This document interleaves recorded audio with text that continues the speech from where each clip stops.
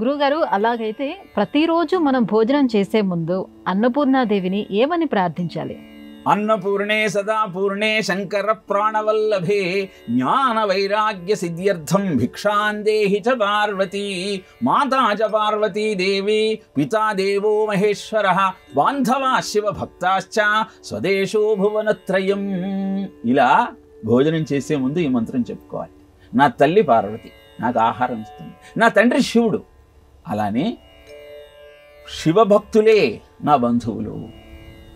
జ్ఞానాన్ని వైరాగ్యాన్ని నాకు అందించటం కోసం ఆ తల్లిని నేను ప్రార్థిస్తున్నాను అన్న భావనతో ఆహారాన్ని స్వీకరిస్తే ఆమె ఇచ్చేది శరీరాన్ని పోషించడానికి అవసరమైన ఆహారం ఒక్కటే కాదు, ఆమె ఇచ్చేది జ్ఞాన భిక్ష.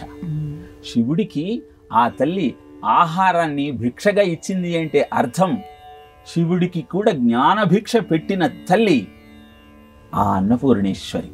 అందుకే ఆహారమే నీ ఆలోచనకు మూలం కనుక తస్మాత్ అన్నమయం మనః అని శాస్త్రం చెబుతుంది కనుక మితాశి హితాశి కాలాశి, మితంగా హితంగా సమయానికి స్వీకరించే ఆహారము దైవ నివేదితము అయినప్పుడే, ఆ అన్నపూర్ణేశ్వరి కృప వలన నీకు లభించినప్పుడు మాత్రమే అది నీకు జ్ఞానాన్ని అందించి నీ జీవితాన్ని వైరాగ్య పథంలో నడిపించి మనకు ముక్తిని ప్రసాదిస్తుంది.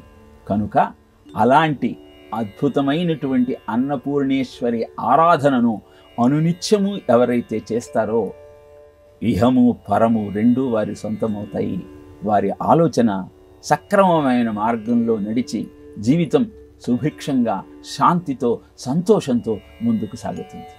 అలా మంత్రాన్ని చెప్పుకొని ఆ తల్లిని ఆరాధన చేసి జీవితాన్ని అద్భుతమైనటువంటి మార్గంలో నడిపించుకునే ప్రయత్నం చేద్దాం. యాతయామం గతరశం పూతి పర్యుషితం చయత్ ఉచ్చిష్టమపి చామేధ్యం భోజనం తామసప్రియం అని భగవద్గీత తెలియజేస్తుంది. దైవ నివేదితం చేయకుండా తీసుకున్న ఆహారము తామసాహారంగా పరిగణింపబడుతుంది. కనుక అద్భుతమైన అన్నపూర్ణేశ్వరి ఆరాధనతో ఆహారాన్ని స్వీకరించినట్టయితే జ్ఞాన వైరాగ్య సిద్ధ్యర్థం భిక్షాందేహి చ పార్వతి అని నువ్వు గొంతెత్తి ఆ తల్లిని అడిగినప్పుడు తప్పక కరుణించి మనకు ఆ జ్ఞానాన్ని వైరాగ్యాన్ని ప్రసాదిస్తుంది.